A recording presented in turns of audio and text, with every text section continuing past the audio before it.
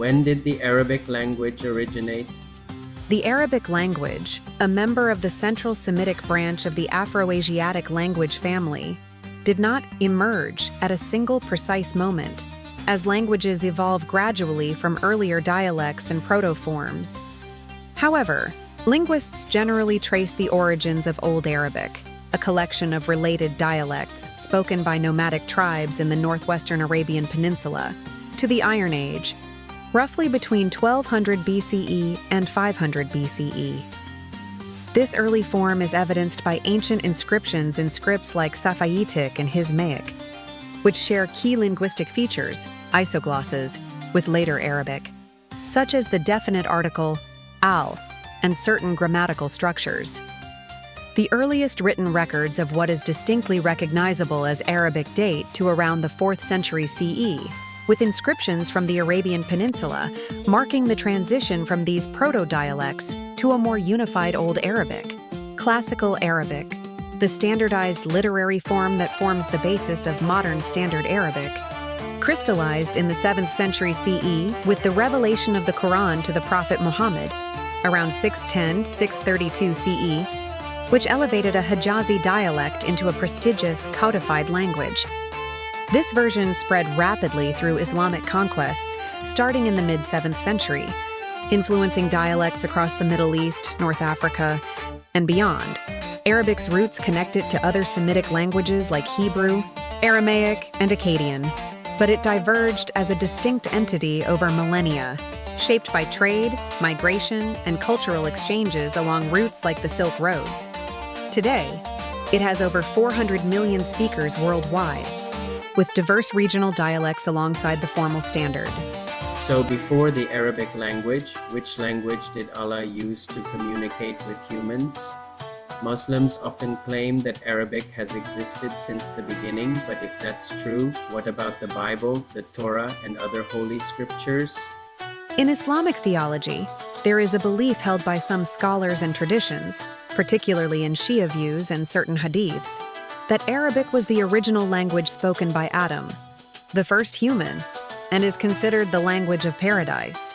This stems from interpretations where Allah taught Adam the names of things, as per Quran Surah 2 Ayat 31, and some extend this to imply Arabic as the primordial tongue, with other languages emerging later due to human dispersion or divine intervention, for example, after the fall from paradise or the Tower of Babel-like events in broader Abrahamic lore.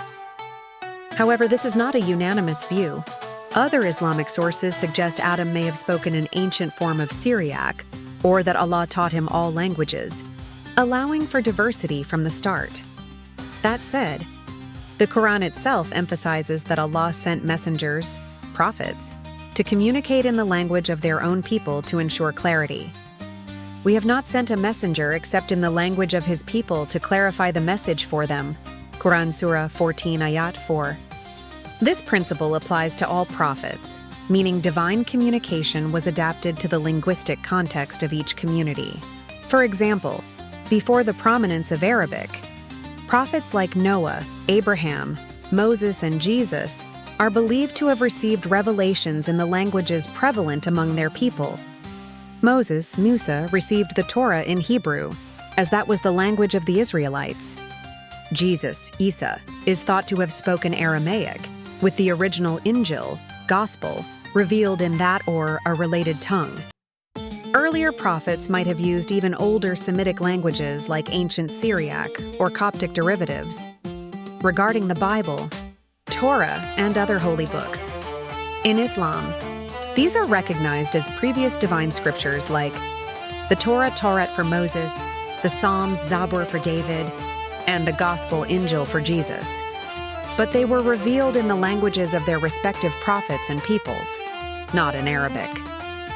Muslims generally believe that the original messages have been altered or corrupted over time, tahrif, which is why the Quran was revealed as the final preserved revelation in Arabic to Muhammad, an Arab prophet, for his Arab audience initially.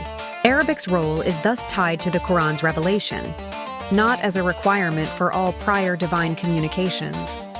The idea that Arabic was since the beginning aligns with some traditional beliefs about its primordial status. But it doesn't contradict the Quran's teaching that Allah uses diverse languages for guidance across humanity. Linguistically and historically, Arabic as we know it developed later, as discussed in prior responses, but these theological views prioritize faith-based narratives over evolutionary linguistics.